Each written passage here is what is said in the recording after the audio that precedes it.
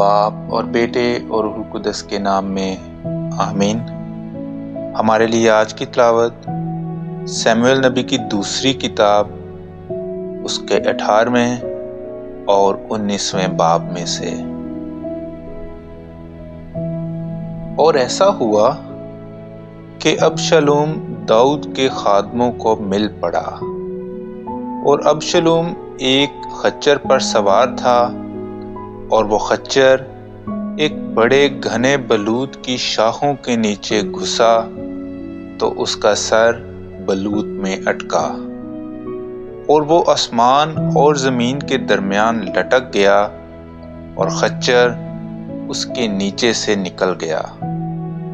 تو ایک آدمی نے دیکھ کر یوآب کو خبر دی اور کہا کہ میں نے ابشالوم کو ایک بلوط کے ساتھ لٹکا ہوا دیکھا۔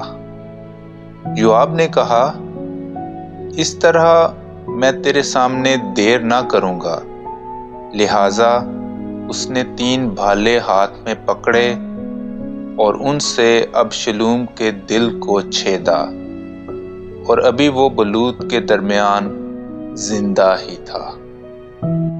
اور داؤد دونوں پھاٹکوں کے درمیان بیٹھا ہوا تھا، اور ایک پہرہ دار دیوار کے پھاٹک کی چھت پر چڑھا، اور نظر اٹھائی تو دیکھا کہ ایک آدمی دوڑتا ہوا آتا ہے۔ تو پہرہ دار نے چلا کے بادشاہ کو خبر دی۔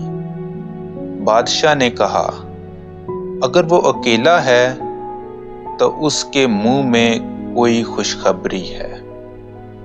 تب بادشاہ نے کہا، ایک طرف ہو کر وہاں کھڑا ہو۔ تو وہ ایک طرف ہو گیا اور کھڑا ہوا، اور دیکھو کوشی آ پہنچا، اور کوشی نے کہا، میرے آقا بادشاہ کے لیے خوشخبری ہے کہ خداوند نے آج کے دن ان سب سے جو تیرے خلاف اٹھے تیرا انتقام لیا۔ بادشاہ نے کوشی سے کہا، آیا وہ لڑکا ابشالوم سلامت ہے؟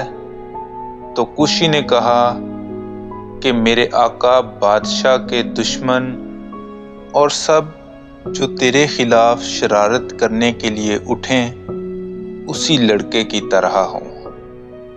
تب بادشاہ بے چین ہوا اور پھاٹک کے اوپر کے کمرے میں چڑھا اور روتا تھا، اور چلتا چلتا اس طرح کہتا تھا، اے میرے بیٹے ابشالوم، اے میرے بیٹے ابشالوم، کاش کہ میں تیرے عوض مر جاتا۔ اے ابشالوم میرے بیٹے، اے میرے بیٹے۔ اور یوآب سے کہا گیا، دیکھ بادشاہ روتا ہے اور ابشالوم کے لیے ماتم کرتا ہے۔ تو فتح اس روز سب لوگوں کے لیے ماتم بن گئی، کیونکہ لوگوں نے اس روز یہ کہتے سنا کہ بادشاہ اپنے بیٹے کے لیے غمگین ہے۔ کلام اقدس کا پڑھا اور سنا جانا ہم سب کے لیے باعث برکت ہو۔